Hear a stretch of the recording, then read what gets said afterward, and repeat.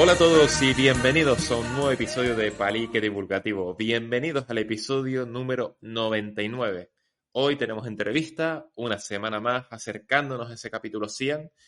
Hoy somos de nuevo una entrevista en Petit Comité. Estamos a la espera de si Víctor se incorporará a lo largo del programa o no. Es totalmente incógnita y los oyentes lo irán descubriendo a medida que escuchen este capítulo. Así que hoy me toca presentar únicamente a un solo compañero. Él es ambientólogo, él es activista, es nuestro pajarero de confianza. Es Adrián Flores. ¿Qué tal, Adri? ¿Cómo ha ido su semana? Bien, bueno, semana, este mes, porque llevo un mes desaparecido de aquí. Pero bien, con ganas de volver y con una entrevista súper interesante que además es un poco cerrar el ciclo, ¿no? Y volver al capítulo 1 y al origen de Palique. No voy a hacer mucho más spoiler porque viene la presentación ahora, pero eso, encantadísimo del Palique que tenemos hoy. Chus, es verdad que llevaba semanas sin volver. O sea, yo a veces borro completamente todo lo de podcast, pero bueno, está ahí. O sea, es una alegría tenerte de vuelta. Por fin, encima, en este episodio, en este previo, justamente antes del 100. Y bueno, antes de pasar a la presentación, antes de pasar con el invitado, bueno, en primer lugar, aquí al micrófono Daniel Prieto, físico y rara avis de este podcast. Y ahora sí, antes de pasar a la presentación, decirles que estamos preparando una sorpresa para ese capítulo 100, para la semana del previo. Vamos a ir calentando motores hasta la publicación del capítulo 100. Una sorpresa que comenzará el lunes 29 por la noche, así que estén atentos a nuestro, tanto el Twitter como el Instagram, donde iremos subiendo, pues, algo, bueno, no voy a decir mucho más, pero algo que estamos preparando. Así Bueno, que estén atentos, ¿verdad? sube esto, básicamente. Empezamos el día que se sube esto, así que si están escuchando esto ya pueden ir a echarlo, Exacto. ¿no? Sí, de hecho, si están escuchando esto en el momento en que se publica, que es sobre las 6 de la tarde, en torno a las 9, ya probablemente estará el primer elemento de ese previo al capítulo 100 que estamos preparando. Ahora sí, pasamos a presentar al invitado. Hoy, como ha dicho mi compañero, pues volvemos un poco a los orígenes de este podcast, porque para quien no lo sepa todavía, volvemos un poco al Tajo Gaite, al volcán de La Palma. Este podcast nace precisamente a raíz de ese volcán, porque quisimos, bueno, Adri, Rafa y yo, pues Víctor se incorporó más adelante, pues quisimos aportar un poco nuestro granito de arena a la hora de recaudar fondos con la cuenta que había puesto el Cabildo para donaciones, etcétera, y reunimos a una treintena de divulgadores en formato online. Nos gustó tanto el formato que a partir del ese 28 de octubre de 2021 empezamos a hacer un palique semanal y hoy estamos aquí en el 99. Así que cerramos el círculo porque hoy charlamos con un geólogo por la Universidad Complutense de Madrid. Es doctor en geología, especializado en terremotos y actualmente científico de terremotos y volcanes en el Instituto Geológico Minero Español, perteneciente al CSIC o también conocido como ICME. Es coordinador de la Unidad de Respuesta Geológica de Emergencia, URGE, y experto en el Mecanismo Europeo de Protección Civil.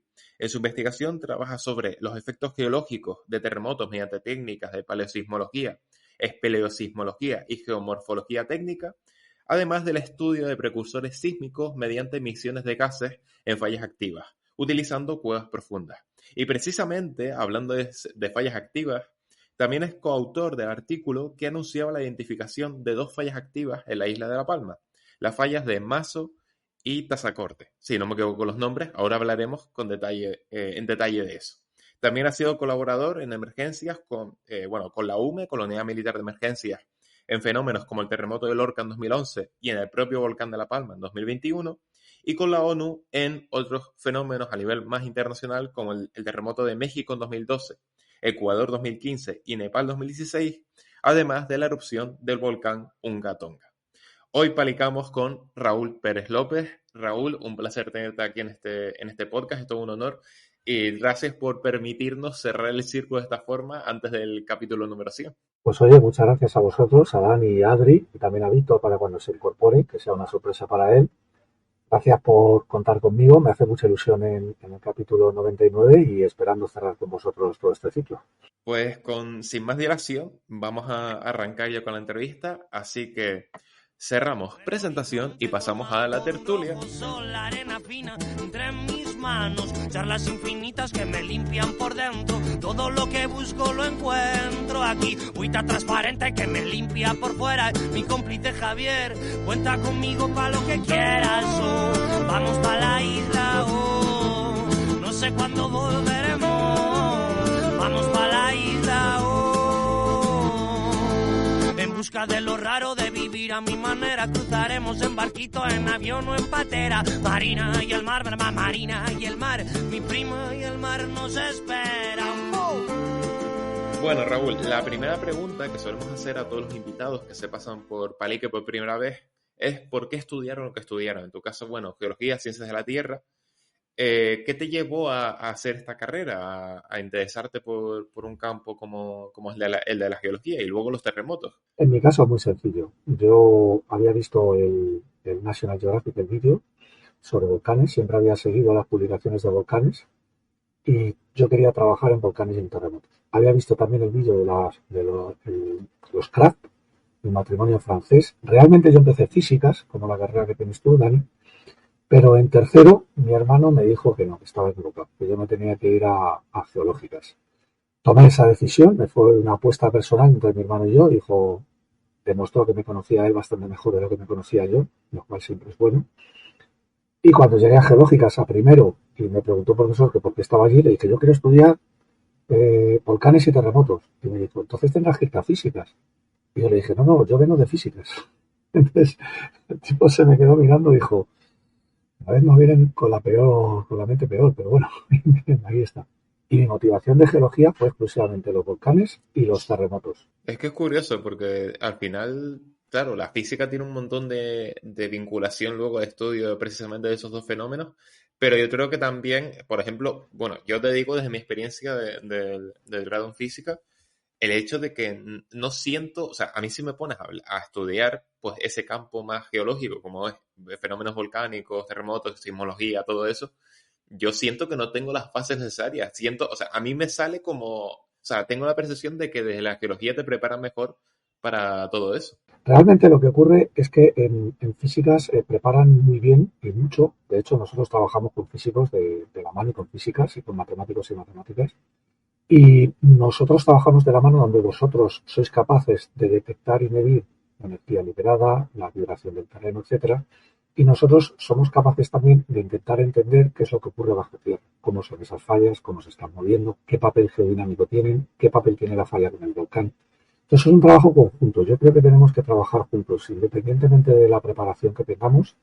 Y de hecho, por ejemplo, trabajamos también con ingenieros geodestas para la deformación del terreno y la imagen satélite, que en el caso de volcanes es fundamental. Ver si se está hinchando la tierra, momentos previos antes de que se produzca una erupción o no. Entonces, mi hermano lo que conocía era mi faceta más un poco exploradora. O sea, yo quería meterme en un volcán y yo quería meterme dentro de una falla activa. Por eso utilizo las cuevas para estudiar la falla.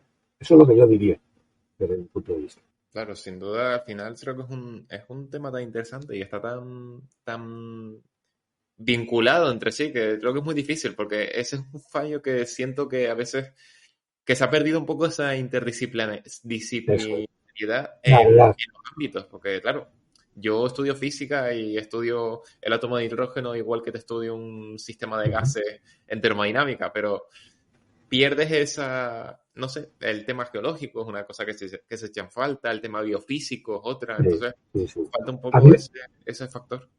A mí me encanta trabajar con gente porque es que no paras de aprender. Si tú de repente tienes una duda o sobre todo no te has hecho la pregunta correcta, que en nuestro caso yo creo que va más por ahí el tema. Si nos hacemos preguntas equivocadas y siempre somos del mismo colectivo, nunca vamos a salir de nuestro error. Pero fíjate, si tú estás con gente que te abre la mente, que te muestra nuevos caminos, que te muestra nuevas maneras de hacer las cosas. Nosotros estamos trabajando ahora con unos ingenieros de mecatrónica construyendo detectores de muones, de rayos cósmicos, para meterlos dentro de las cuevas en relación a terremotos y a volcanes. Si yo no me junto con esta gente, yo no sería capaz de pensar que podemos utilizar la lluvia de radiación cósmica para intentar entender mejor los fenómenos como los terremotos y como los volcanes. Y todo esto porque te juntas con gente pues como vosotros, jóvenes, con nuevas ideas. Tú ten en cuenta que yo soy analógico. O sea, yo estudié una carrera con lápiz y papel. Vosotros sabéis lo que es un Arduino, sabéis lo que es un SP32, hacéis un podcast. tenéis un conocimiento que nos habéis sobrepasado a lo que es una generación como la nuestra. La nuestra lo que podemos ofrecer es la experiencia y sobre todo, como las ciencias que estudiamos son ciencias expertas, pues el darnos cuenta en todo el trabajo, todos los volcanes y terremotos que hemos estado, cómo podemos aplicar todos esos conocimientos que vosotros tenéis ahora. Yo creo que eso es algo súper importante, ¿no? Porque, bueno, viniendo al final de mi formación, que ya por defecto viene a ser interdisciplinar, y a la hora digamos, el ámbito profesional, ¿no? Trabajo con un montón de perfiles distintos, en proyectos donde hay un montón de personas con formaciones distintas y, o sea, subrayo todo lo que has dicho. O sea, al final tú tienes una visión, el otro tiene una visión y el juntarlo todo es lo que hace que al final puedas detectar, que eso me parece también súper importante, detectar fallos que a lo mejor tú no ves y porque no tienes el conocimiento también para detectarlos. Al final eso hace que todo lo que hagas, ¿no? Todos los proyectos o investigaciones que hagas salgan mucho más pulidos y con un enfoque mucho más global.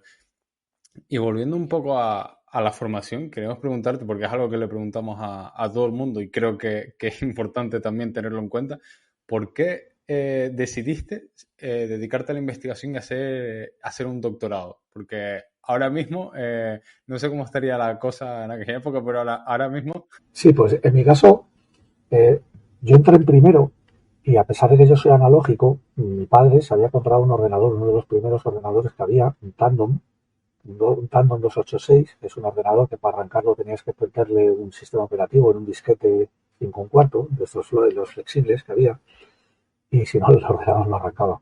Entonces, mi padre lo compró, yo estaba en primero de carrera, me puse con él, yo me enseñó más o menos lo que hacía, y recuerdo que en primero de carrera de geológicas un profesor nos dio la tabla cronoestratigráfica, la que podéis encontrar ahora en internet, sobre las diferentes edades geológicas de la Tierra.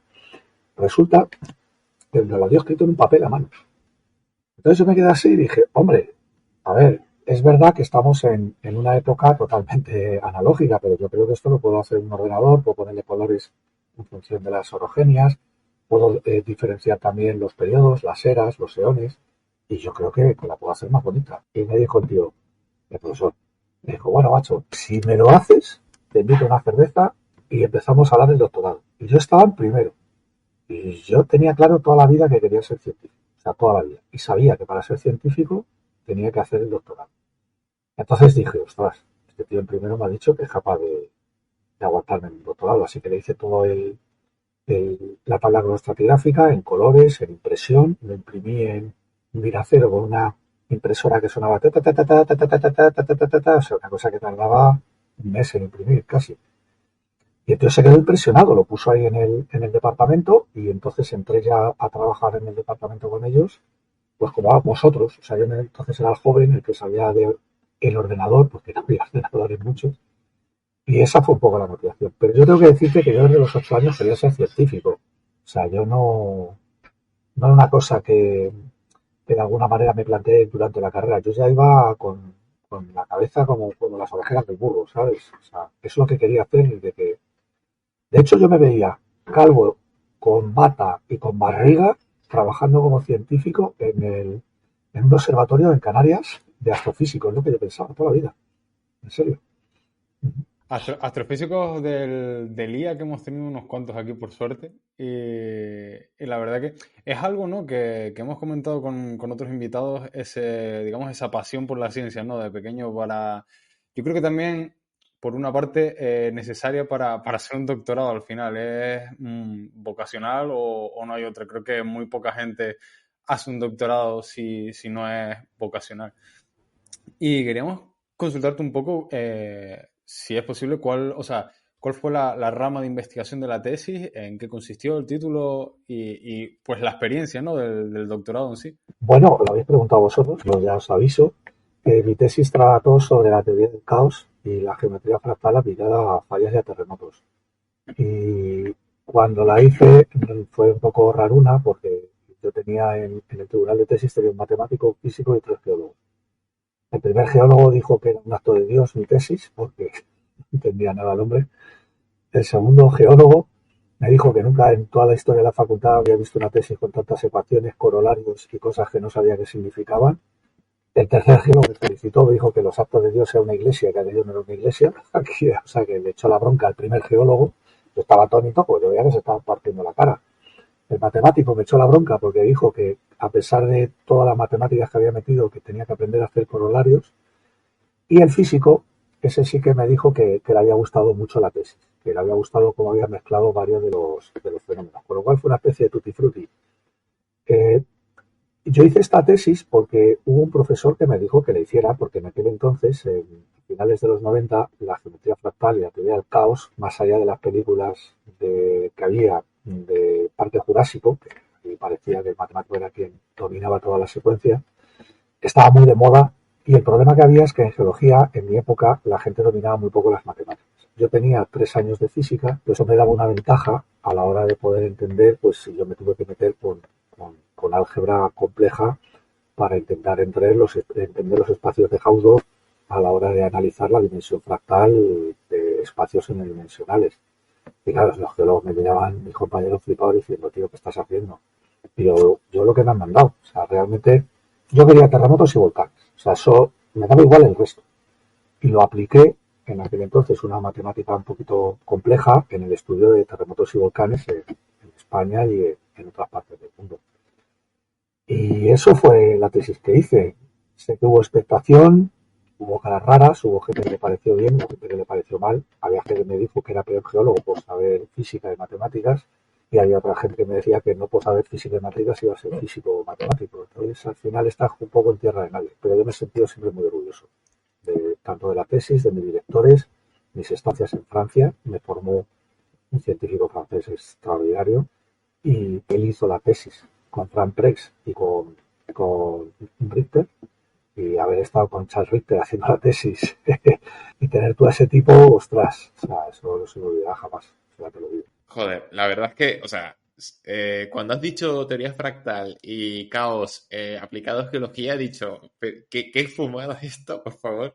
Yo, vamos, qué fantasía, o sea, es que me parece que creo que es un perfil súper interesante, porque claro, con toda la experiencia en física, o 3 años de física no son pocos, o sea, No, no, no no, es mucha, o sea, es mucha carga, tanto matemática como teórica de física, etcétera. sí. Entonces, joder, aplicarlo luego a una tesis, sobre todo un tema como es teoría del caos, como es teoría fractales y tal, a las fallas, pues sin duda es de lo más interesante. Pero bueno, a ver, vamos a ser sinceros, aquí no te hemos traído tanto para hablar del doctorado, sino vamos a cerrar ese círculo, eso que hemos comentado al principio. Yo os lo agradezco, os lo agradezco. Vale. No vamos a revivir a esos demonios del pasado. Correcto. Pues queríamos preguntarte, bueno, como ya hemos dicho en la presentación, este podcast nace a raíz del volcán. En primer lugar, antes de arrancar Sí. con tu experiencia durante el proceso eruptivo, con tu experiencia durante el proceso post-eruptivo, el estudio y todo lo demás, Ajá, sí. te queremos preguntar, ¿dónde estabas tú el 19 de septiembre de 2021? Vale. Sí, yo el 19 de septiembre de 2021 era domingo. Estaba en mi casa en conexión directa con la Unidad Militar de Emergencias y con la dirección del Instituto Geológico y Minero, porque teníamos unos compañeros en La Palma que fueron testigos de primer orden de cuando se abrió el volcán. O sea, ellos realmente a las 3 de la tarde, si no recuerdo mal, lo que pasa es que por la hora canaria y la hora peninsular, ya no sé si eran las 3 canarias o las 3 peninsulares, pero recuerdo que ellos estaban desde el miércoles, creo que habían viajado el jueves, porque entendíamos que se podía producir en cualquier momento. Por desgracia no lo podemos predecir, pero sí que entendíamos que tenía que haber gente sobre el terreno para en el momento que se abriera una boca, gente con drones y gente experta en vulcanismo, para que dieran esa información y activasen todo el equipo de campo para poder ir aquí para trabajar dentro del plan de emergencia por erupción volcánica del Tevolcan. Entonces yo estaba sentado en el sofá de mi casa a pocos metros de donde estoy ahora. Rápidamente enviaron la información que se habían abierto las bocas. Nos organizamos todos para a primera hora tener una primera reunión el lunes en el Instituto Geológico y Minero para empezar a preparar toda la actuación de la unidad de respuesta geológica de emergencia. Lo recuerdo perfectamente, casi diría que es el pantalón que llevaba y creo que era el pijama. Es que yo creo que al final es de lo del volcán de La Palma, bueno, por tu parte, claro, a ti porque te tocaba de cerca a nivel profesional, a nivel, bueno, de coordinación de emergencias, etcétera, y a nosotros como Canarios, es de ese tipo de fenómenos que dices que te acuerdas perfectamente del momento. Es que yo siempre lo tengo, yo desde el trabajo de fuego siempre el momento de, es que me acuerdo, o sea, yo estaba tumbado en el sofá y viendo el telediario, el Telecanarias, Sí, porque todo el mundo estaba viendo Televisión Canaria en aquel momento, o sea, todo el mundo estaba pendiente con la vista puesta en La Palma, y me acuerdo que dije, ay, me voy a levantar un momento, voy al cuarto a buscar una cosa. Y de repente, cuando estaba a punto de salir del salón, me dice, el volcán, una nube, se ha volcán, abierto, tal. sí. Y de repente me giré y digo, hostia, ya está, se armó. Ya a partir de aquí, pues 2 meses que fueron. Y con esto luego, Casi 3, sí, exacto, casi 3, ¿no? casi 3 meses, exacto, hasta finales de diciembre, el día de Navidad, creo que se dio Eso es. por El apagado aquí. día, oficialmente el 25, se dejó de recibir señal sísmica y señal volcánica el 13 o el 14 de diciembre. Y el último evento violento fue el 6 de diciembre, que fue tremendo. O sea, con la mayor columna eruptiva, fue como la traca final que hizo el volcán. ¿Qué pasa? La verdad es que fue un fenómeno alucinante. Y con esto, bueno, has hablado de que estabas en tu casa, de que te coordinaste ese lunes. ¿Cómo fue esos primeros? Realmente estábamos coordinados desde el 11 de septiembre, porque nosotros tenemos un sistema de aviso que también lo tiene el Instituto Geográfico Nacional y lo tiene también el volcán. Cuando tú detectas un enjambre anómalo, los que trabajamos en esto ya levantamos las orejas, como el conejo este que levanta para ver qué pasa, y empezamos a ponernos en contacto. Yo recuerdo que el martes me puse en contacto, el martes 12, me puse en contacto con el Instituto Geográfico Nacional y el miércoles 13 empezamos a hablar con la Unidad Militar de Emergencia por si hubiese que desplazarse. O sea, nosotros siempre lo hacemos. O sea, cuando vemos una anomalía, lo primero que hacemos es activar. Obviamente esto nos facilita, si el fenómeno ocurre o no ocurre, pues el tomar la siguiente decisión, ¿sabes? O sea, el hecho de que nosotros el mismo lunes ya teníamos gente sobre el terreno y el domingo, y yo me desplacé, creo que fue el miércoles o jueves, porque lo primero que hicieron a mí, por ejemplo, fue enviarme a la televisión. O sea, hubo compañeros que tuvieron que hablar en prensa, otros compañeros preparar el plan de los drones, que ha sido una herramienta.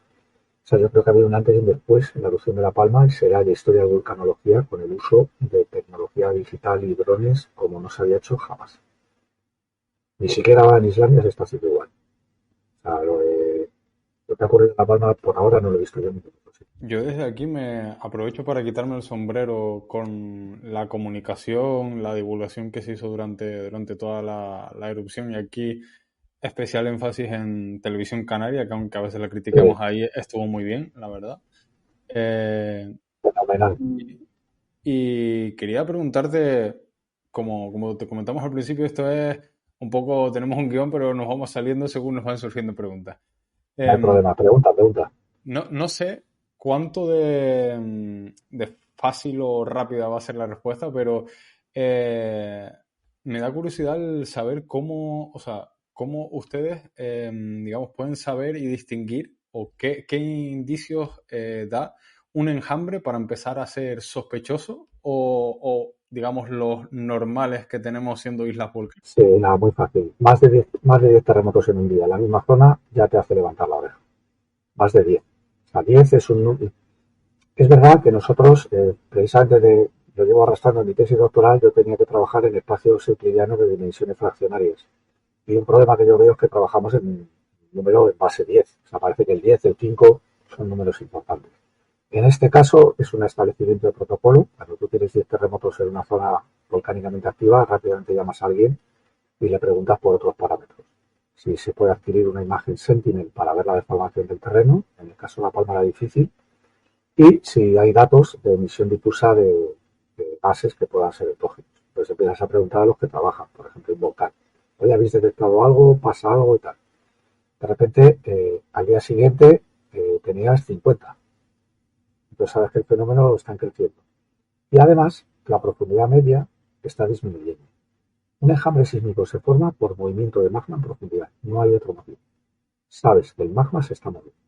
Si tienes un magma que cada vez está moviendo más volumen, que por eso tienes más terremotos y de mayor tamaño, y que además tiene menor profundidad, sabes que se te está acumulando en una cámara magmática somera magma que puede entrar en el. La gran pregunta que es muy difícil, por no decir casi imposible de responder, es cuándo. Hay un volumen mínimo tenemos un momento crítico. De hecho, al principio había diferentes teorías y todas eran válidas. Ese es el problema.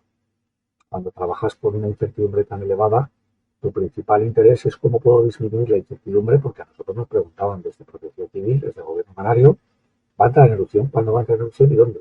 Y no podemos responder a esa pregunta. Porque los modelos de este tipo de erupción, si tú utilizas la estadística, te dice que puede entrar generalmente en erupción entre 1 y 3 meses. Si entra en erupción, porque puede que no entre, como pasó en Azores hace poco, hace un par de años, un movimiento de magma muy importante y no entró, o lo que ha pasado ahora en Islandia, que cuando dijeron en noviembre va a entrar en erupción en 24 horas, tardó un mes, entró en erupción el 19 de diciembre, creo. Eso lo que te está diciendo es que son fenómenos que siguen dinámicas complejas y que todavía nos faltan parámetros para conocer, para poder establecer con baja incertidumbre cuándo va a entrar. Desde mi punto de vista, lo que pasó en La Palma, desde el 11 que empezó el enjambre y el 19 que entra en erupción, yo nunca lo había visto. 8 días, me pareció, o sea, un suspiro, en serio. Nadie esperaba 8 días. Es que justamente eso lo hablábamos también con Eduardo Suárez, que es sismólogo en el IGN, Sí. que es amigo del programa, en los primeros capítulos, en el capítulo número 10 creo que fue.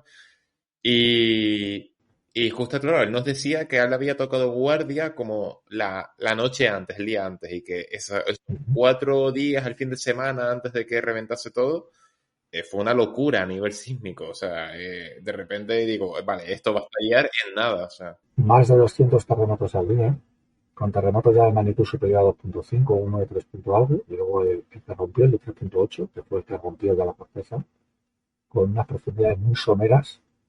Es que aquello fue una fiesta de sismicidad volcánica. O sea, yo tengo enjambres de Kilauea, tengo de Yellowstone, tengo más de 300 enjambres distintos analizados con las técnicas matemáticas que se te puedan ocurrir. Y el de Palma es impresionante, o sea, es impresionante. Yo no tengo palabras. Y lo digo a pesar de ser español, que claro, dices tú, hombre, esto lo dices tú porque ya te sientes más palmero, porque yo realmente parte de mi ya es palmera, te lo digo ya. Saber nacer un volcán, verle crecer y verle morir, es algo que te marca para el resto de tu vida, como que te hagan un tatuaje ahí a juego en toda la espalda o en todo el careto. Y de alguna manera no lo digo por eso, porque, insisto, he trabajado en más de 6 erupciones en Islandia y no sé qué, que no tiene nada que ver, es que no sean ocurridas, sino que esto fue un fenómeno impresionante. Preguntas que nos hacemos. ¿Tuvo que ver que tuvo un gap entre el siglo XVIII y el XIX que estuvo mucho tiempo sin entrar en erupción? Podría ser.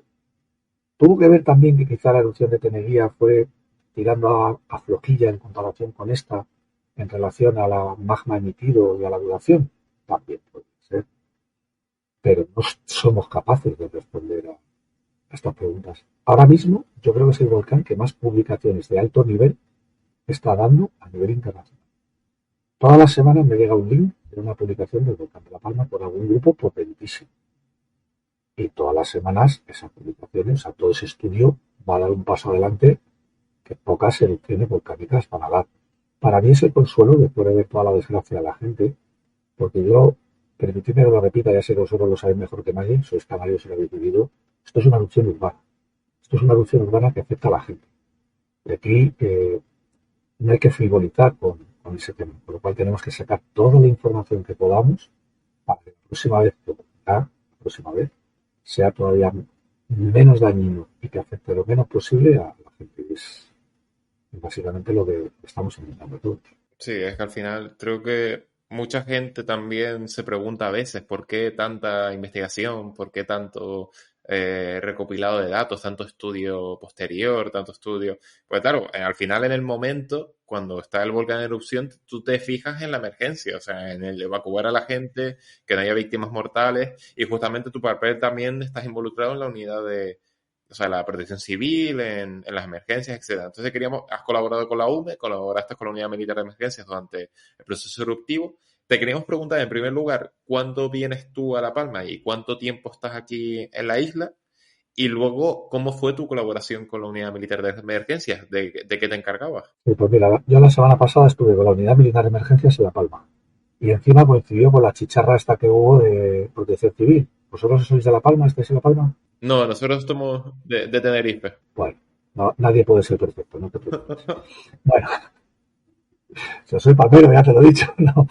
Bueno, la cuestión está en que hubo un simulacro de la prueba de protección civil, entonces se le enviaba ese mensaje que suena todo como una chicharra, pero que te está diciendo, es una prueba de protección civil y tal. Pues imagínate que suena eso 5 minutos antes de que aparezca yo en la entrada por Cabeza de Vaca con 2 vehículos militares de la UPE. Pues salió el chico de allí y la chica que había diciendo, ¿qué pasa? ¿Qué pasa? El volcán va a entrar en erupción y tal. No, no, que ha coincidido, que estamos trabajando, que seguimos analizando, etc. Quiero decir con esto que nosotros desde el Instituto Geológico y Minero seguimos trabajando permanentemente. O sea, esta semana hay gente que está trabajando en las carreteras, porque las carreteras están pasando por puntos que están a 200 y 300 grados de temperatura. El problema no es que no puedas pasar con el coche. Puedes pasar con el coche porque el asfalto obviamente no está a 300. Pero sí que es verdad que esa temperatura puede afectar en el asentamiento de la carretera. Estamos también trabajando con las fallas activas, que esto además fue una colaboración ciudadana. Fue la ciudadanía la que nos dijo que se estaban agregando a las casas. O sea, no era un fenómeno que nosotros entendíamos que iba a ocurrir después de la erupción. Fue un fenómeno que la propia población nos avisó, que nos dijo, oye, en mi casa se están abriendo grietas. Nos tuvimos que poner en contacto con científicos que trabajan en el EMNA, donde también tienen problemas de erupciones urbanas, que tenían exactamente el mismo problema, y aprendimos de ellos. Con el doctor Alessandro Michetti, de la Universidad de Milán, en Subria, estuvimos con él, y con el doctorando, que tuvo yo la suerte de estar allí en su tesis doctoral, en el tribunal, y yo no hacía más que copiar. Me decía, ¿qué haces? Digo, macho, yo me estoy fusilando tu tesis, porque es que nos está ocurriendo lo mismo en La Palma. Y tenemos que ayudar a esta gente. Lo mismo, esta gente necesita una pesca. Y ahí fue cuando, si ya sospechábamos que había fallas activas, lo cual, no sé si tenéis ideas al respecto, pero la construcción de falla activa en terreno volcánico no suele gustar. No suele gustar porque tectónicamente los vulcanólogos, bueno, no es que sean los vulcanólogos puros, pero los vulcanólogos que trabajan exclusivamente en edificios volcánicos, de alguna manera creen o piensan que no hay un papel de fallas activas que sea relevante.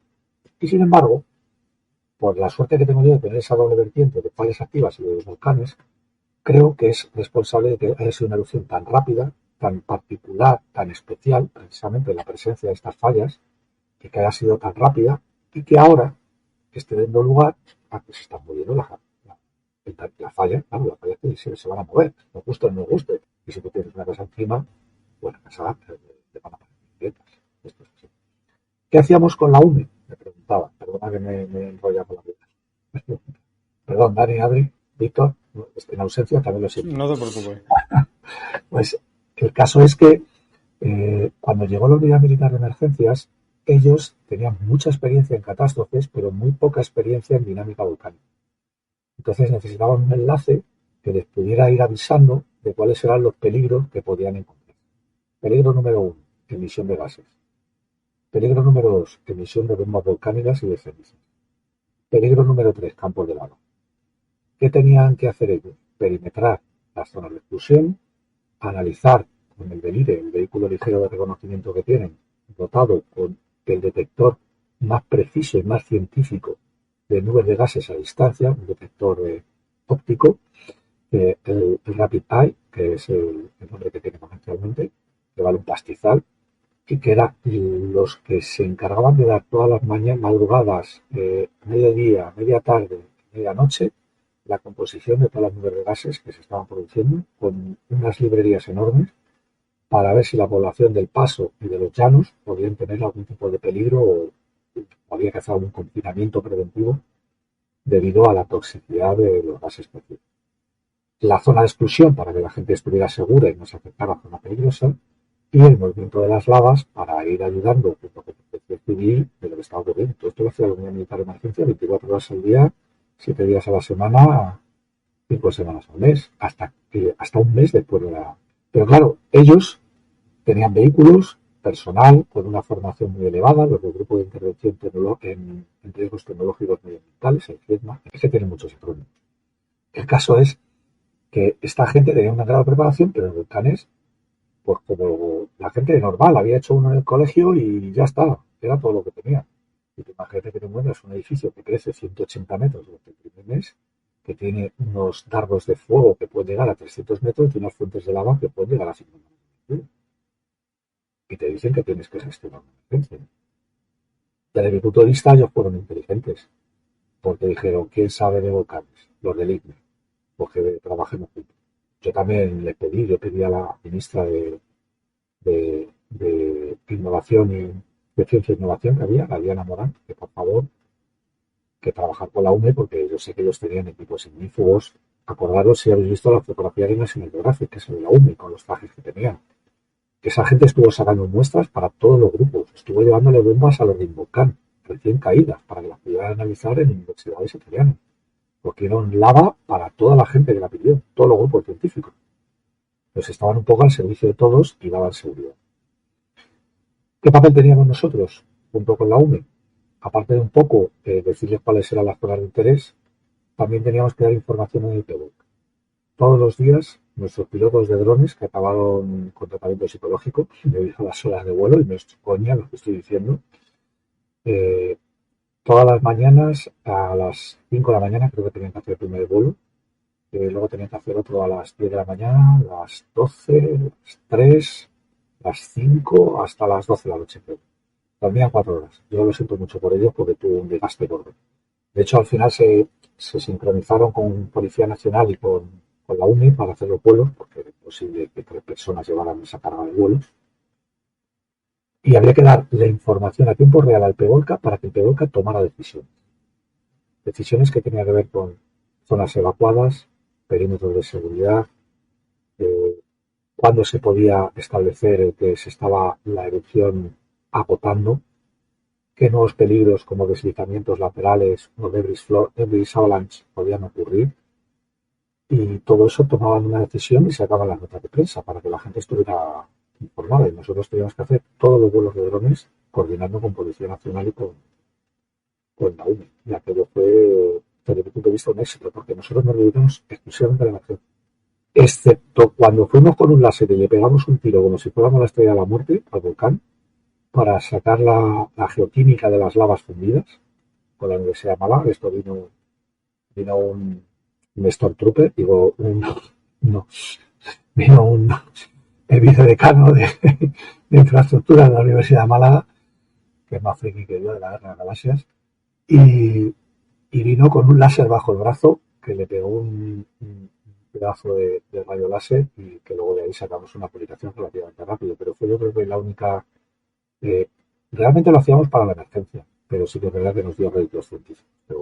Yo creo que lo estábamos comentando, ¿no? Al final me parece que científicamente se ha hecho increíble el trabajo, o sea, tanto durante la erupción como después, aprovechando, digamos, entre comillas, esta oportunidad, ¿no? De conocer mejor este tipo de eventos y también sus efectos, ¿no? Porque aquí, no me acuerdo en qué capítulo, no sé si Dani tiene la memoria más fresca, entrevistamos también a María Guerrero, del IPNASESIC, de aquí de Tenerife, que están investigando junto con Manuel Nogales y el equipo los efectos sobre la biodiversidad, ¿no? De la erupción y la recuperación. En fin, que hay un montón de ramas que al final están estudiando estos fenómenos, los procesos de recuperación, aprendiendo, que es lo más importante para aprender a enfrentarlos y las consecuencias que vienen después, etcétera.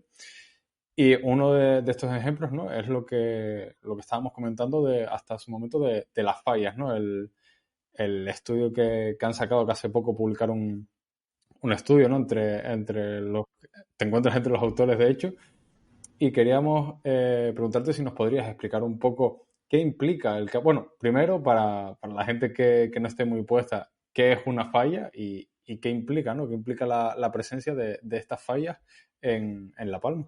Mira, una falla es un plano, realmente lo representamos como un plano, no es un plano exactamente, pero bueno, lo representamos como un plano de rotura, como si rompieras exactamente algo por la mitad y movieras un bloque respecto a otro. La diferencia entre una falla y una fractura es que tiene que producirse movimiento a lo largo del plano. Por ejemplo, en una fractura tú puedes romper algo, pero no hay movimiento entre las dos partes que tú has roto, se quedan quietas. Esto es una fractura. Si empiezas a hacer un movimiento de cualquier tipo entre la horizontal y la vertical que tengas en ese plano, Eso ya es una falla. ¿Qué implica que haya un movimiento de ese tipo? Que tú estás haciendo una distribución de esfuerzos y estás provocando una deformación. Y esto es muy importante, porque si tú solo rompes, ni estás aplicando un estado de esfuerzos, ni estás generando una. Por eso las fallas son muy importantes. Luego, además, las fallas que tenemos se pueden mover de dos maneras. Se pueden mover acumulando energía hasta que llegan a un umbral y hacer un movimiento brusco que provoca un terremoto, o bien se pueden mover lentamente en un movimiento de, digamos, creep o de arrastre que se va produciendo pues a lo mejor milímetros año. Ese es otro movimiento. La ventaja de estas últimas es que no acumulan para hacer terremotos grandes. Entonces, si tú tienes una falla activa que la estás moviendo lentamente, no llega a acumular mucha energía para provocar ese terremoto. Otra cosa que puede pasar es que se mueva lentamente, pero gran parte de la energía la acumule también. Lo que pasa es que para eso necesitas estudiar el ciclo de esa falla. ¿Por qué aquí las fallas son importantes? Porque probablemente están relacionadas con la erupción del siglo XVIII y con la del San Juan. O sea, esas fallas es una estructura que rompe desde la superficie y que hace un plano que llega hasta la zona de la estratosfera donde se nuclea el magma que va a subir hacia arriba. ¿Qué significa? Que tienes un camino abierto que permite que por ahí suba el magma. Obviamente, si tú en 1949 lo rellenas de magma, ese camino lo estás sellando. Pero como la falla sigue moviéndose, sigue provocando esa permeabilidad, esa apertura, y puedes tener otra erupción que esté controlada por esa falla. Por eso su cartografía y su estudio es tan importante, porque te permite establecer en qué zonas la probabilidad de que puedas tener una erupción parecida a esta es bastante probable. Un poquito más de que lo tengas fuera de tal manera que cuando nosotros fuimos conscientes de la presencia de estas fallas, al mazo, al corte, y que estaba corroborado por cómo se distribuían los terremotos en profundidad, o sea, no solamente, pues si tú lo ves si tú te pones a mirar el terreno, no es una raya que esté pintada, ojalá fuera tan sencillo hacer una cartografía de una falla así. Necesitas información indirecta, necesitas ver cómo se distribuyen los terremotos, necesitas ver cómo se distribuyen los conos volcánicos, si están alineados o no están alineados, necesitas ver cómo influye las coladas de lava, si salen todas del mismo punto. Durante la erupción de La Palma hablábamos de diques y de bocas eruptivas. En total creo que hay 33 cartografiadas, 33 bocas eruptivas. Por supuesto, la principal es el Tajo Gaite, volcán, pero luego se distribuían alineadas noroeste-sureste y otras alineadas aproximadamente este-oeste. Y hablábamos de dique. Pero fíjate, hay una diferencia muy grande entre si es un dique, que sube de forma plana un poquito de magma, y si hay una falla activa. Porque si hay un dique, el esfuerzo principal que te está generando el movimiento, ese esfuerzo principal en un dique está en una orientación vertical. Mientras que en las fallas activas que hay aquí, con un movimiento en dirección, está en perpendicular. Ese empuje más fuerte que tienes. ¿Qué significa esto?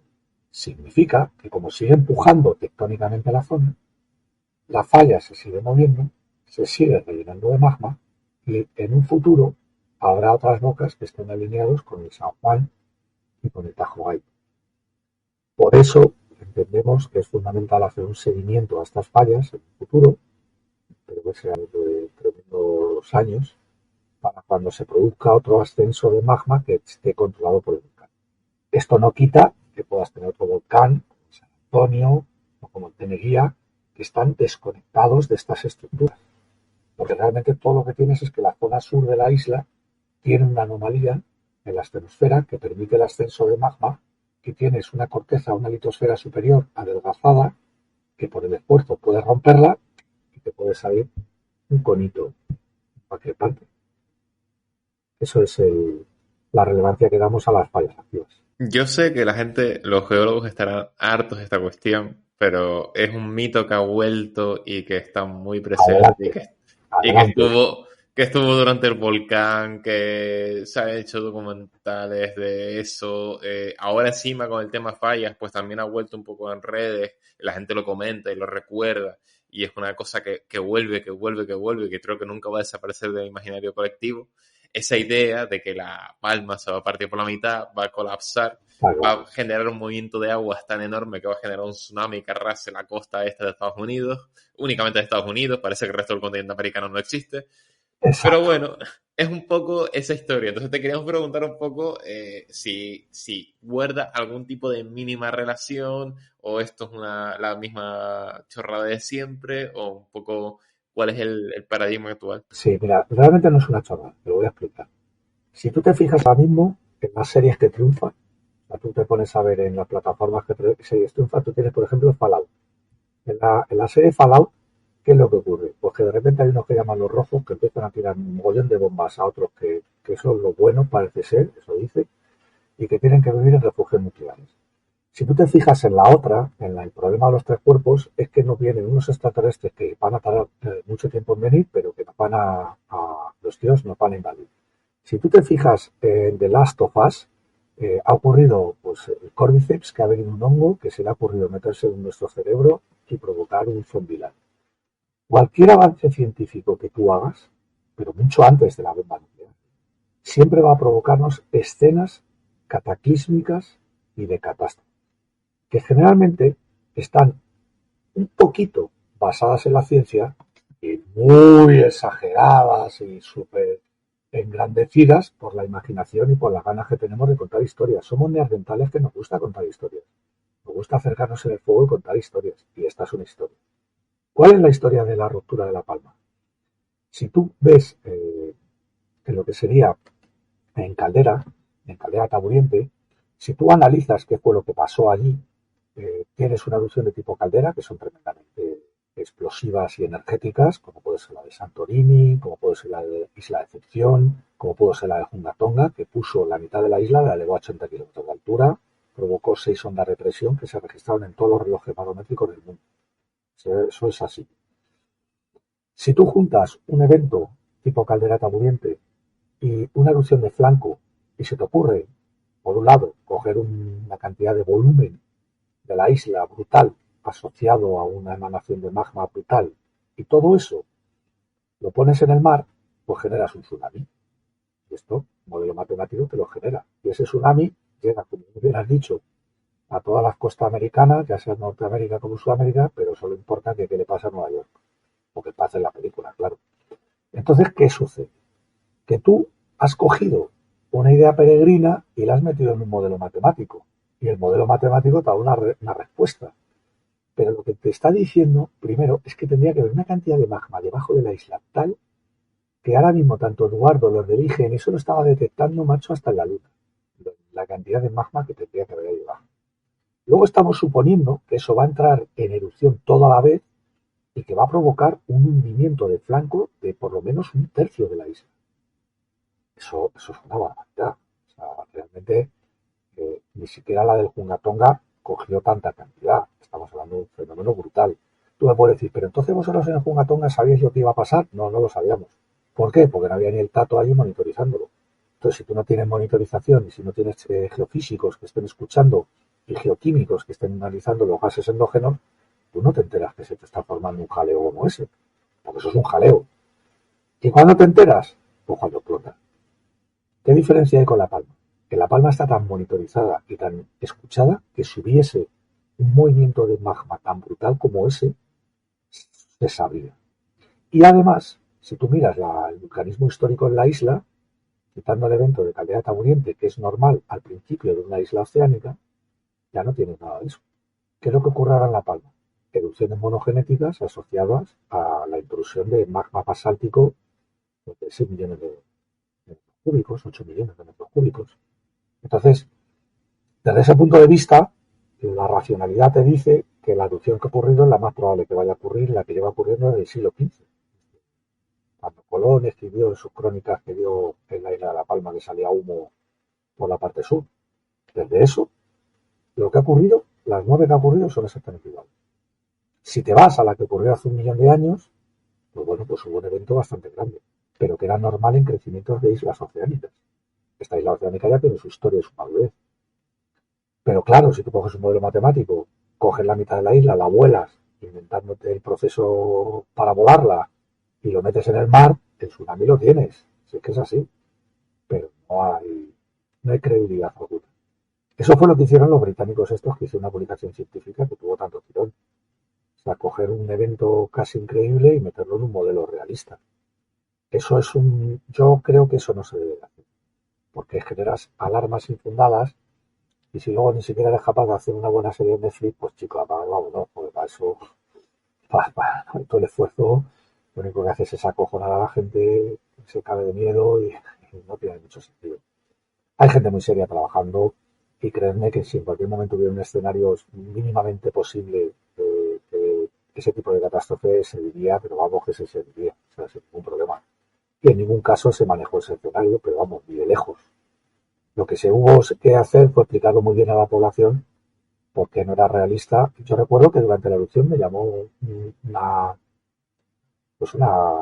me acuerdo quién sería de televisión, una cadena de televisión, diciendo que si nos sentíamos responsables por no haber avisado a la población norteamericana del tsunami que se le venía. Yo le dije, ¿qué tsunami? ¿Qué tsunami estás diciendo? Esto es una erupción estromboliana formando un campo de lava con pulsos efusivos y alguno freatomagmática asociado a lo que es la huilla que hay aquí dentro, porque la isla de La Palma tiene mucha agua en su interior. Eso sí que es un elemento importante para tenerlo en cuenta. Y yo quería una pregunta por curiosidad, porque otro de los fenómenos, ¿no?, que marcan un poco el relieve de nuestras islas, sobre todo bastante evidente, ¿no?, en Tenerife y en el Hierro, son los deslizamientos gravitacionales, ¿no?, que dan esas formas características y esos grandes valles, ¿no?, el valle de Weimar, de la Orotava. De la Orotava, sí. Y quería preguntarte, porque como comentabas, tenemos que estar tranquilos porque estamos repletos de sensores y de mediciones, o sea, en ese aspecto no tenemos que preocuparnos, pero ¿cómo se podría, en el caso, no sé si se sale un poco de tu ámbito, los deslizamientos, se pueden detectar con tiempo? ¿Dan algún tipo de indicio también? Esto es pura curiosidad. Sí, mira. Espera, voy a mover un poco, es que a lo mejor el cordón este está largo, a lo mejor lo que hace. Vale, ya estoy quieto. Mira, trabajamos mucho en deslizamientos. De hecho, te diría que la primera división de geólogos que estuvo trabajando en Tenerife y sobre todo en Tenerife y en Gran Canaria también tenía que ver con los deslizamientos gravitacionales y de hecho hubo un proyecto del año 2012 creo que fue, que lideramos, un proyecto europeo, para hacer un sistema de alerta temprana a Protección Civil Canarias para que cuando hubiera un terremoto o una erupción volcánica ver las carreteras que podían cortarse y que eran más vulnerables a sufrir un deslizamiento, que es un fenómeno asociado tanto a terremoto como a volcán. Obviamente una lluvia fuerte también puede desencadenar un deslizamiento. Y mi compañero Juan Carlos García López Abadillo es el experto que lleva la base de datos de todos los deslizamientos de España y en concreto la de Canarias. Se han hecho modelizaciones numéricas en todas las islas, se ha hecho en La Gomera, se ha hecho en La Palma. Había un proyecto de colaboración ciudadana entre Inés Galindo, Isabel Montoya, que es ahora profesora de la Universidad de La Laguna, que Universidad de Las Palmas, perdón, que trabajaban precisamente en la colaboración ciudadana para la monitorización. Es el principal problema que nosotros vemos, es un problema recurrente y frecuente, son grandes deslizamientos afectando a las infraestructuras y se hace un seguimiento y una monitorización enorme. ¿Cuándo se activa todo? Cuando hay grandes lluvias, cuando hay terremoto, por supuesto, si hubiese una erupción volcánica. Se está trabajando incluso en metodologías con satélite para intentar anticipar, porque cuando se producen estos deslizamientos, sobre todo los grandes, aparecen unas grietas en cabecera, de forma semicircular, de forma de luna, que se pueden observar, que tanto los sensores que tenemos ahí puestos están precisamente para decir, se te está formando en cabecera una serie de grietas, y eso te puede dar una pista de que viene un fenómeno inminente. Pero es verdad que puede haber otros deslizamientos porque es que en Tenerife sobre todo puede haber muchísimos sitios y toda la isla no está muy utilizada. Pero sí que hay un grupo especializado del Instituto Geológico Minero y además fue pionero con la oficina de Canarias, que está en Gran Canaria, que se llevan dedicando, te diría que desde el año 90 o así, el deslizamiento. Sí, no. Ahí además trabajamos todos. O sea, cuando nos llaman, yo en la erupción de La Palma tuve que cuantificar varios deslizamientos para mis compañeros para hacer modelos para ver si podía haber fenómenos que pudieran ir para mayores. es un problema de primer orden que desde el Instituto Geológico Minero se está trabajando, te aseguro que sin descanso. Sí, sí, está bien visto. Claro, al final es un poco la idiosincrasia de vivir en islas volcánicas, que todos esos fenómenos Claro, son posibles, están ahí, al final es vivir con el riesgo. Es un poco lo que decían algunos en redes de, hey, pero ¿por qué construyen al lado de un volcán? ¿O por qué construyen no sé qué? Es como, señor, no tenemos opción. Pero bueno, claro. Vivís en islas activas, o sea, para mí, sois afortunados. O sea, desde el punto de vista yo lo veo como una fortuna que tenéis. Yo soy geólogo. El hecho de que vosotros viváis todos esos procesos que yo veía en fotos y en libros, vosotros los tenéis día a día. Obviamente es difícil convivir con ellos y hay que poner de nuestra parte. Y siempre hay que hacerlo sostenible. No podemos hacer construcciones en cualquier sitio, no podemos arrasar con todos los recursos naturales que tenemos, no podemos destrozar con el agua. Tenemos que ser conscientes de nuestras consecuencias. Pero por Dios, o sea, vivís en unas islas que no me extraña que le llamen las afortunadas, es que es una suerte enorme. Tenéis volcanes, tenéis terremotos y tenéis deslizamientos, tenéis inundaciones, tenéis lluvias y tenéis incendios, claro que lo tenéis, porque estáis en un sistema vivo y trabajáis con bastante fuerza para adaptaros a ese tipo de sistema, para vivir como el resto de las personas que no tienen ese problema y salir adelante. Y es que es una maravilla, o sea, eso es increíble. Sí, sí, a mí me encanta, vamos. De hecho, yo creo que incluso forja vuestro carácter.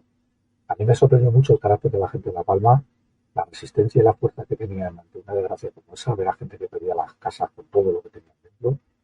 Mm, Yo no sabría explicarlo, o sea, yo aprendí muchísimo de cómo se puede convivir con... Había gente que lo sabía, había gente que había vivido en Tequila, incluso había uno por ahí que todavía tenía algún recuerdo de San Juan. Y por supuesto, pues es decir, tenemos que trabajar por esta gente porque esta gente lo estaba dando todo. Y ahora la vida sigue en La Palma, la vida sigue. Y saldrán como culpa de esto. Totalmente, es que al final es algo admirable. Yo he de decir, a mí me pasó justamente, ahora estoy empezando, bueno, yo empecé a trabajar ahora hace un par de meses en un sitio nuevo y, y mi compañera es palmera.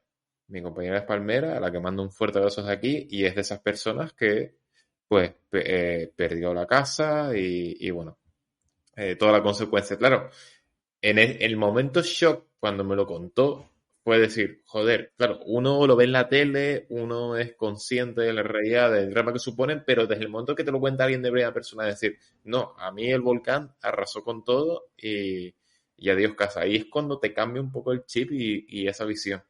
Y hablando un poco de actualidad y del momento actual, bueno, ya para cerrar el programa, te queremos preguntar en relación al volcán de La Palma también y cerrar un poco este bloque. Si sigues, bueno, que cuál es el estado actual en esa investigación post-eruptiva que se está haciendo a día de hoy, si sigues vinculado a ella, sigues vinculado a La Palma a nivel de investigador, no a nivel emocional, que eso ya dejado clarísimo que eso es para siempre, eso es eterno, pero a nivel profesional y un poco cuál es pues eso, la situación a día de hoy. Sí, mira, concretamente yo, el instituto sigue trabajando en varias líneas, pero concretamente yo estoy trabajando en una línea de precisamente con técnicas de análisis no lineal, analizar posibles precursores de erupción volcánica. Y La Palma nos ha brindado, con todos esos datos, el estudio mediante lo que se denomina el análisis de rango rescalado o exponente de Hus, que tiene que ver con esto de las geometrías fractales que hablábamos al principio. Estamos desarrollando una metodología totalmente novedosa a partir de La Palma para enviarla en breve y que el resto de la comunidad científica disponga de una nueva herramienta que pueda ser utilizada en futuras erupciones. Además, estamos trabajando en los tubos lábicos. Estoy muy involucrado con Octavio Fernández, que es palmero, el vicepresidente de la Federación de Espeleología Canaria, que se estaba metiendo en los tubos casi cuando estaban llenos de lava, no espero ni al minuto uno para meterse todos, que nos están dando mucha información colaborando con gente que está estudiando cómo la vida coloniza esos primeros tubos, porque fíjate que en la Tierra probablemente empezó de una manera similar, con terrenos volcánicos nuevos que había que colonizar con microorganismos, que podían ser bacterias, podían ser arqueas. Y es ahí donde la gente que está trabajando, el CSIC de Sevilla, del IRNAS, están ahora mismo metidos en esos tubos para intentar buscar esa primera colonización de vida de terreno virgen. Seguimos colaborando con ellos y esa gente está trabajando tanto con la NASA como con la Agencia Espacial Europea, porque de ahí esa información va a ir directo a los programas de exploración de vida extraterrestre y van a salir de La Palma esos estudios. Nosotros colaboramos en el estudio de los tubos volcánicos y las condiciones ambientales de esos tubos. Seguimos trabajando con las fallas activas. Esto, como podéis entender, no es para publicarlo y ya está, ahora yo me voy y ahí os que dejo el problema. Seguimos monitorizando las casas, seguimos dando información para el cabildo, para los ayuntamientos, para que la gente tenga información real de qué es lo que está ocurriendo con sus casas. Y sigo colaborando con la Unidad Militar de Emergencias, que seguimos yendo, para que ellos sigan teniendo esa formación y especialidad en volcanes para ayudar en erupciones futuras. Y nos están ayudando a determinar unos gases que hay dentro de los tubos, que no tenemos capacidad de saber qué gases son. El otro día aprendí que hay un tubo que tiene un gas que se llama dodecano. Yo no sabía que había un gas que se llamaba dodecano, es un hidrocarburo. Esto lo sacó la Unidad Militar de Emergencias. Se llevaron muestras a diferentes laboratorios que tienen ellos con cromatógrafo de gases para intentar determinar esos gases raros y nuevos que se están formando en La Palma. Pero también quiero deciros que trabajamos en el resto de las islas. La Palma obviamente ha tenido un volcán y está hasta hace poco en fase de emergencia, ahora estamos en fase post-emergencia, pero también estamos con los oídos puestos en Tenerife, estamos con los oídos puestos en Lanzarote, estamos mirando, seguimos trabajando en Fuerteventura, trabajamos también a nivel de la geodiversidad y de los parques nacionales que tenéis, es el territorio con mayor número de parques nacionales del mundo, diría. Y todo esto hace que yo creo que más de la mitad del tiempo de lo que trabajamos es en todas las Islas Canarias, en todos los fenómenos que tenéis. Yo voy a seguir ligado durante mucho tiempo. De hecho, como os comentaba, volví la semana pasada, tendré que volver en breve. Trabajamos en mineralizaciones que se están produciendo, estalactitas y estalagmitas de azufre líquido que yo no he visto otras en el mundo. Es que es tanta la información que nos está brindando la Palma que no queremos dejar que se nos escape nada que pueda servir de utilidad para el resto. Y esto significará que probablemente yo me jubilaré dentro de 10-15 años y seguiré hasta entonces trabajando en La Palma, en Tenerife y en todas las demás islas. Sí, sí, sin duda. Pues nos quedamos con ese mensaje, con el mensaje de que el volcán todavía tiene mucha ciencia por dar, que no hay que olvidarse de todos los afectados por el volcán, porque hay gente que todavía está rehaciendo su vida. Al final, Eso es. solo han pasado 3 años, que puede parecer mucho, pero que para reconstruir una vida es muchísimo. O sea, es muy poco, perdón. Y a nivel geológico, pues todavía menos. O sea, que es una locura. Entonces, dar a entender eso, de que ahora mismo La Palma sigue siendo objeto de ciencia puntera en geología, en vulcanología, en sismología, en cualquier rama de ciencias de la Tierra, y que seguimos ahí. Y ahora para cerrar, Raúl, pues bueno, para los oyentes que nos escuchan siempre ya sabrán qué es lo que viene. Para los que vienen aquí los están escuchando esta vez por el invitado, pues decirles que estamos pidiendo, todas las semanas intentamos hacer una recomendación de alguna obra de divulgación. Lo que pasa es que le hemos pasado en los últimos programas esa tarea al entrevistado.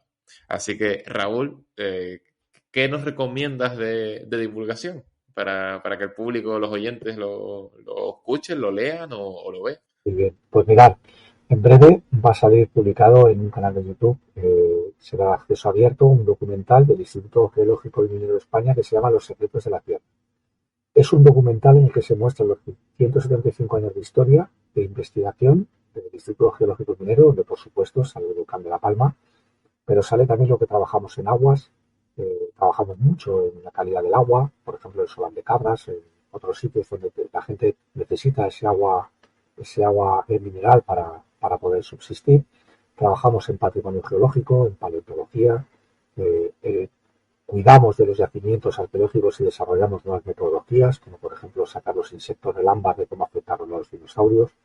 Trabajamos también en energías renovables y en la transición ecológica con la geotermia somera, geotermia profunda, que se está analizando ahora en Canarias y que es un punto fundamental para conseguir energía limpia y sostenible. Y es un documental que a mí me gusta decir que es un documental muy ameno porque es tipo los grandes documentales de la BBC, la televisión británica, donde aparece pues vuelos de dron de estos con imágenes de unas marismas, con una música un poco épica, el dron se para, hace un giro 360, aparecen ahí volando unos flamencos, tal, que dices tú, ostras, aquí se han dejado pasta, o sea, esto no hay un tío con una cámara y ha grabado 4 piedras. Luego, además, como decía el productor de este documental, para que la gente entienda la relevancia de la geología, de la biología, de la física, tiene que molar. Y si tú no molas, a la gente no le interesa. Ya sé que molar es un término de mi época, antiguillo. Tiene que flipar. También es de mi época. He vuelto a fallar. Bueno, no sé cómo decirlo.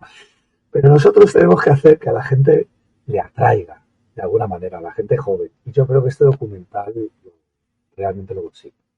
En cuanto a libros, si también queréis saber, hay un libro, Dani, que me gusta mucho y que lo leo, de un premio Nobel de Richard Feynman, que se llama 6 piezas fáciles. Es un libro de física, pero que tiene mucho que ver con las ciencias de la Tierra, porque ver la humildad con la que uno de los mayores premios Nobel y una de las mentes pensantes del siglo XX, que podía rivalizar con Einstein y con cualquiera que estuviera por allí, que tenga la humildad de reconocer los límites de la ciencia a la hora de estudiar los terremotos y los volcanes, realmente me impresiona. O sea, me impresiona que alguien tenga esa capacidad de decir, mira, con todo lo que sabemos, Big Bang, un universo de 16.000 millones de años, una Tierra de 4.600 millones de años, somos capaces de detectar neutrinos. Ahora he leído una publicación recientemente que hay unos tipos que dicen que pesan un neutrino. ¿No saben qué pesa un neutrino? Si no tiene masa. Pues estos tipos han dicho que lo han pesado.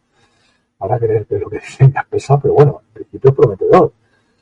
Y que sigamos, o sea, a mí que pesemos un neutrino y que no sepamos entender el mecanismo de un terremoto, o sea, me culpo a mí mismo como científico de decir, macho, estamos haciendo algo mal. Porque los terremotos son, no digo que los neutrinos no lo sean, pero que los terremotos con todas las implicaciones que tienen las erupciones volcánicas y tal. Entonces este libro es muy fácil de leer, cualquier persona lo puede leer. Y realmente demuestra la grandeza de un pensador como Feynman y lo que realmente creo que puede hacer que a la gente le emocione y le quiera seguir, le ayuda a decir, quiero seguir en ciencia, quiero saber más. Es un libro muy bueno, muy sencillito y cortito, ¿sabes? Nos quedamos con esas recomendaciones. Sin duda, desde el momento que salga el documental, lo compartiremos en redes para darle la mayor difusión, porque la verdad que tiene pintaza y tengo muchas ganas de verlo. Son más de un siglo de historia, o sea que hay mucha tela que cortar ahí en ese Somos documental. casi más antiguos que la Guardia Civil, casi. Casi más antiguos que la Guardia Civil, una institución científica. Casi, sí. Exacto. Y además una institución científica que se hizo con fines científicos. Sí, así fue. Sí, es que es curioso porque en este país tampoco es que es una cosa que se maneje mucho. Realmente no había pensado en ello. Gracias, Dani, tío, porque me has dado sobre qué meditar y sobre, lo voy a decir con mis compañeros, si no te importa, voy a decir, oye, quitando a Dani Prieto, somos una institución casi tan antigua como una institución militar, policial, y esto es España. Porque si me dices que es el Reino Unido con la Royal Society o esto, dices, sí, claro, la Royal Society tiene 200 años, no sé qué tal. Pero, macho, esto es España y efectivamente hay una institución científica con 175 años de historia, más antiguo que el CSIC. Pero vamos, mucho, casi el doble de años que el CSIC. No me había parado ya a pensar en ello.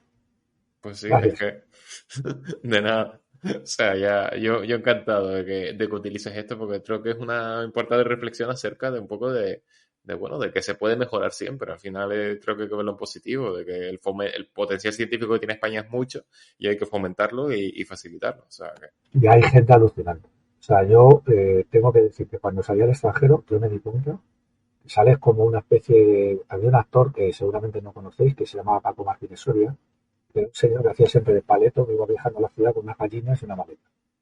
Pues cuando nosotros salíamos al extranjero nos sentíamos un poco así, un poco el Paco Martínez Soria. Y luego llegabas allí y te das cuenta que eras igual que el resto.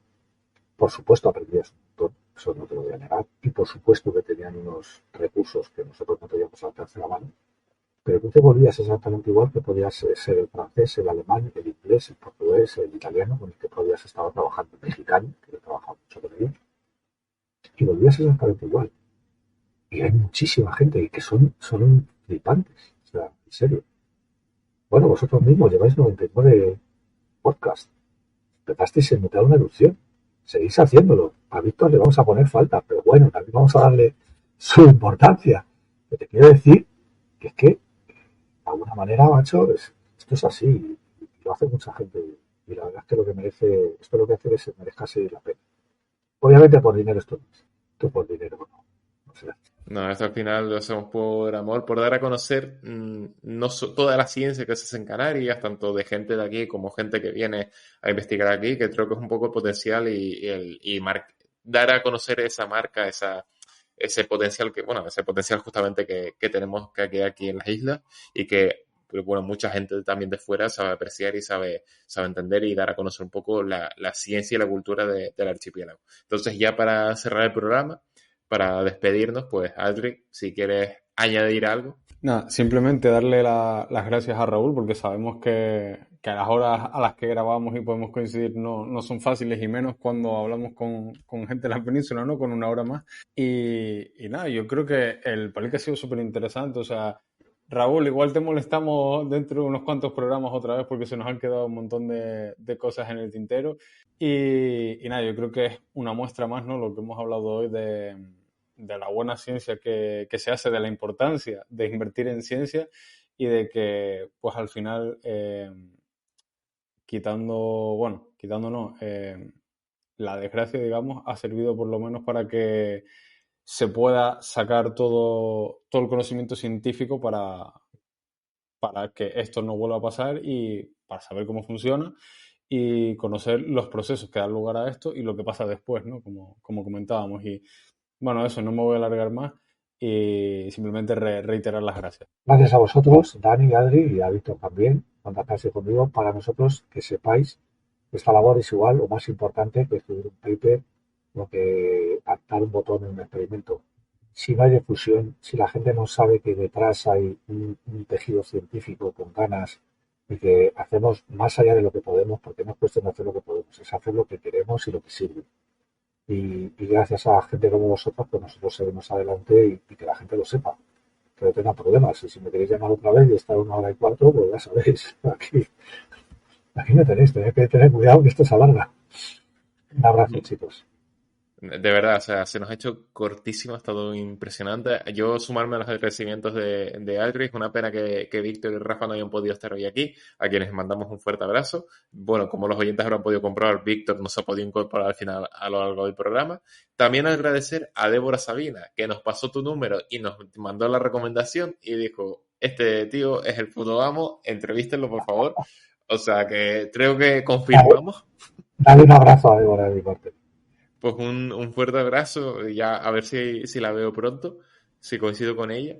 Y nada, a los oyentes, pues muchísimas gracias por estar ahí una semana más. 99 semanas llevamos ya, 99 episodios. Estamos a punto de llegar al 100, vamos a preparar cositas, se vienen cositas, nunca mejor dicho. Y creemos que les va a hacer mucha ilusión, estamos preparando ahí para el episodio 100. Y nada. Nos vemos la próxima semana, a eso el próximo lunes, a eso de las 6 de la tarde, en iVoox, Spotify, en Google y Apple Podcast. Nos escuchamos. Muchísimas gracias por el apoyo, por estar ahí, porque Palique sin los oyentes no sería nada, sin todos los invitados que aceptan y que se pasan por aquí tampoco seríamos nada. Y nosotros encantadísimos de seguir 99 episodios más, de seguir aquí al pie del cañón, comunicando ciencia, dando a conocer la ciencia. Nos vemos ahora sí, en 7 días, en una semana. Recuerden que una aventura es más divertida si escuchan Palique y ahora sí, adiós.